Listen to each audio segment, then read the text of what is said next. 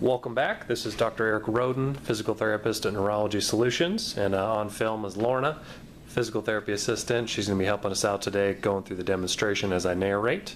So we're going to start with a supine stretching routine, so a nice easy way to either start, end your day, or anything in between, basically when you can be lying on your back and just get some type of flexibility. So we're going to start with some nice gentle rocking side to side. So knees are going to stay relatively close together. And she's just moving back and forth, really just easy. You're not pushing, we're just kind of warming up that lumbar spine. And with this, you can kind of play with it as far as amount of times. We're gonna just do 5 for the sake of the video, but you could easily go to 10, 20, even a couple minutes, just really moving around that pelvis and low back. Her upper back and scapulas are staying connected to the floor, so it's pretty much isolating that low back area.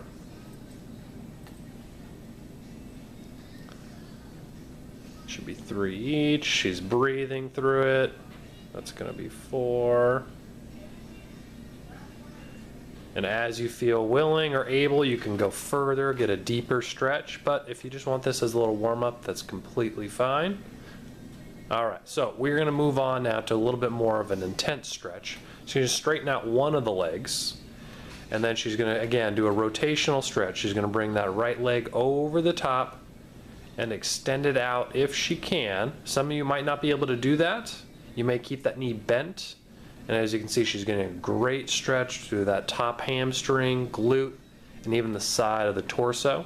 Now the hand can stay low, as you see Lorna doing now, or it can actually come up overhead, and that can open up that rib cage a little bit more. You might feel that a little different as far as the stretching. And again, we are going to hold this for a little bit more, so it's going to be a sustained stretch compared to just the rapid movement before. And we're going to come gently out of that stretch. Again, make sure you don't just quickly maneuver out, because that can lead to an injury. We're going to switch sides. And roll again. Everything as tolerated. You probably aren't going to be as flexible as Lorna, but just do your best. Again, that knee can either go straight as she's doing, or it can be a little bit bent. You're still going to get benefit of the rotation, but the knee, adding that knee being straight, you tap into a little bit more of the hamstring and the glute for this stretch. Again, deep breaths through the diaphragm, trying to focus on that belly breath. And we're going to come right back out of that again, and we're going to do that one more time each side. Again, she's going to bend that knee, drop it over, and then extend the leg as tolerated. Arm can stay there, it can go up overhead, it can be at your side, whatever feels pretty comfortable with it, but play with it. See if you feel a different stretch based on your arm position. You know, follow that resistance, follow the tightness, and see if you can get rid of it yourself through proper breathing and a little bit of playing with the stretch. And we're going to slowly come back out of there. Now again, these are relatively short stretching periods. You could easily go longer than this, pausing the video each time. If it does feel good, even upwards of a minute, completely fine to do. But I'd say this is probably kind of bare minimum you want to be doing for getting a good stretch. Taking that nice deep breath in through the nose, out through the mouth.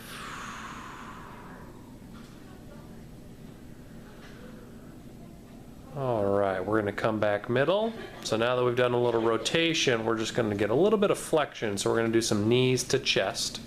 Again, everything as tolerated. So we're going to start with both knees, bringing them up. And she's going to just tuck those knees in as close to her chest as possible. Now you can stay in this relaxed state.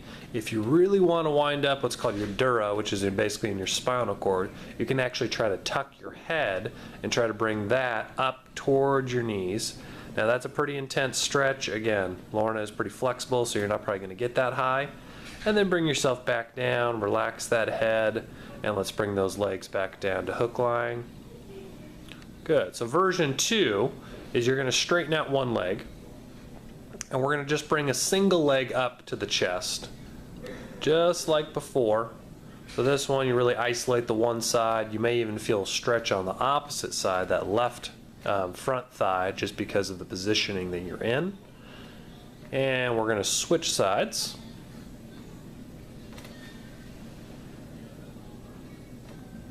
So I always like to do stretches, you know, you can do bilateral like we first did with the double leg. Also like going unilateral because you tend to have one side that tends to be more problematic than the other. So I highly recommend doing both and see if you notice the difference of the two. And we're going to come back out of there. And let's do one more time, double knees to chest. Really get that good stretch there. If you're willing and able, let's then bring that head up one more time. Get that really good stretch all the way through the spine. You might feel that from head all the way to tailbone. And we're going to come back out of there nice and easy. And knees back down to floor. Excellent. All right, we are going to now move on to just a little bit of a nice ankle stretch. So one leg's going to go out straight. We're going to bring that right leg up, put our hands behind the back of our knee, and just kind of relax that leg. Let it just fall. And we're going to do some nice ankle circles with that foot. We're going to do 10 one direction, and then we're going to go 10 to the opposite. If we want to use our big voice, we can count them out now nice and loud. So, you know, 1, 2, 3. You can even do this with odd numbers, even numbers. You can really, you know, add some cognitive load to this task if needed. But, you know, if you're just doing it relaxed, easy way to start the day, just count out loud, get that breathing going.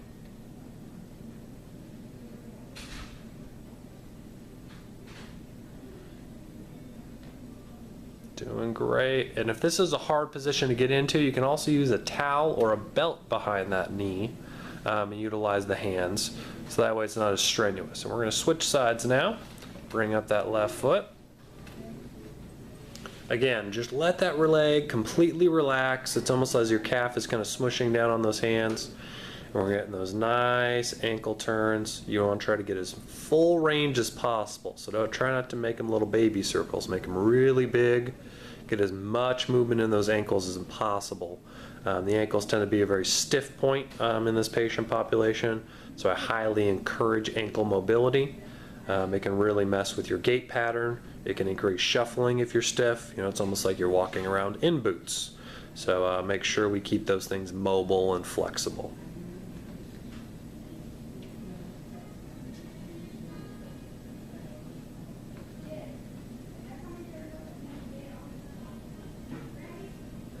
All right, we are going to switch back to the other side one more time.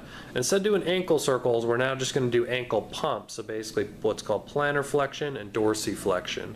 So again, you're relaxing, and you really know with her toes in the boots, you're not able to see them, but each time as she pulls the toes up towards the face, we're going as high as we can, and then we're pointing those toes as far as we can, pointing that foot, trying to get it as flat as possible. Again, we're going to do 10 reps of this. This is just isolating that dorsiflexion, plantar flexion motion.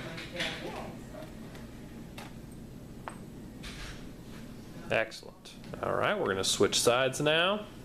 Your arms might be a little tired, so if you need to take a little break, that's totally fine. But again, if you just bring those arms up and let it completely relax that leg, it shouldn't be as strenuous.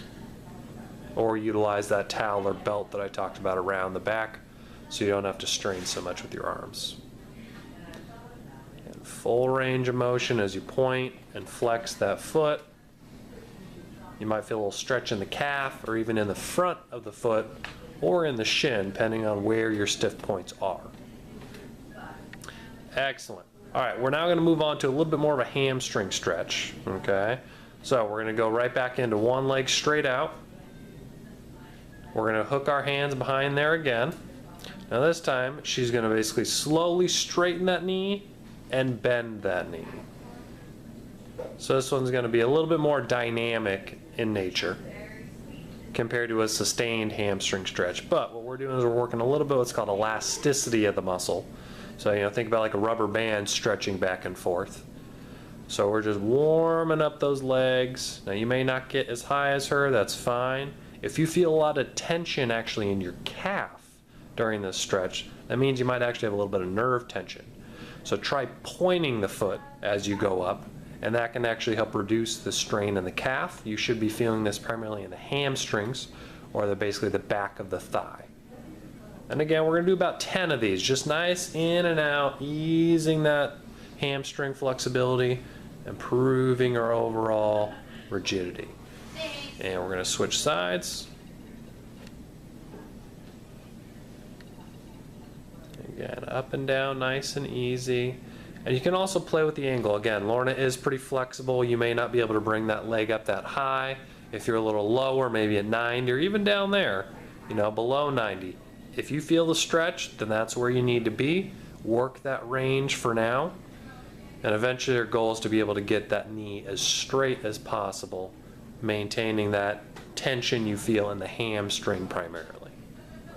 Again, if you feel a lot of tension in the calf, make sure you point that foot as you come up. That will help with that because that's nerve tension. We can discuss that a little further in another video. All right, we're gonna do that one more time each side. Again, make sure we are breathing. So important when you are stretching to breathe through the entire stretch. If you hold your breath, your muscles will fight back. They will tension up more because they are deprived of oxygen and proper nutrients. So it is critical that you are breathing through these motions. Again, we're going to do a count of 10 on these. Y'all are doing great. We're almost done.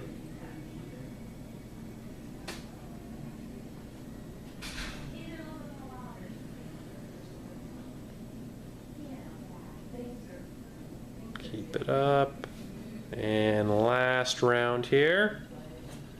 Arms might be getting tired. That's okay. It's a little bit of a workout. There's nothing wrong with that. It's good for the brain, good for the body. It's going to be 3. Let's count these ones out.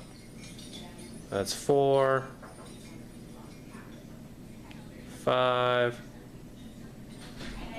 6, 7, 8, 9, 10. Excellent. All right. Last stretch we're going to do is what's called a piriformis stretch. So we've done a seated version of that. This is going to work on those rotators of the hip. So as you saw, Lorna brought that leg up. She brought it over the top of the other leg, and then she is pulling that bent knee towards her chest. Now this may be a hard position to get into. Maybe you only can bring that knee over. So Lorna's going to put that foot back down on the floor. Maybe just right there you feel the stretch. That's totally acceptable. You might be feeling that primarily in your right thigh, or sorry, right hip, more than anywhere else. You might feel it a little somewhere else. That's okay. Just breathe through it. As long as you're not having pain, just a discomfort of a stretch, then you're doing well. Again, we're going to hold this about 15-20 seconds. We're going to switch. Now Lorna's going to go for the more extreme version. She's going to bend that leg, pull it up towards the chest, and she's really getting a good stretch. You might even feel this in the low back. You have a huge connection between basically the glute musculature and your low back. You have this thing called your thoracolumbar fascia. It's this big connective tissue sheath that's on your low back, and it connects into basically the top of your butt. And if those 2 points are tight, you have this interrelationship there. So realize that you're kind of stretching both at the same time. Make sure we're breathing. Sometimes that's hard when we pull that to the chest, that we forget to take a proper deep breath. And let's switch. Come back down. And bring that leg up. And just like the other stretch, you know, if it's hard for you to reach that far, use a hand towel, use a sheet, use a belt, anything that basically extends that arm length that you can pull up on that leg as tolerated. And we are breathing. Nice big inhale and exhale. Finishing up this nice routine to start or end your day. You know, if you've been sitting in the office, maybe you had a hard workout today, this is a nice way to just wind down or again loosen up before you start your day too. And let's switch. Last one.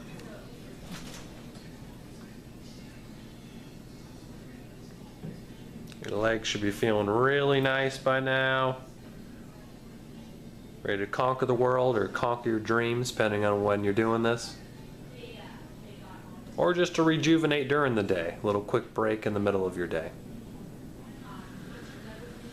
Last deep breath in and out. And let's come out of there. And then you can either stay in this hook lying position or straighten your legs all the way out and just take a couple nice deep breaths and realize the tension that's been released, most likely in your low back, definitely in your legs. And you're ready to start your day, or again, just slip away into a nice dream. Thank you for joining us. Again, this is Eric and Lorna with Neurology Solutions Physical Therapy. We'll see you next time.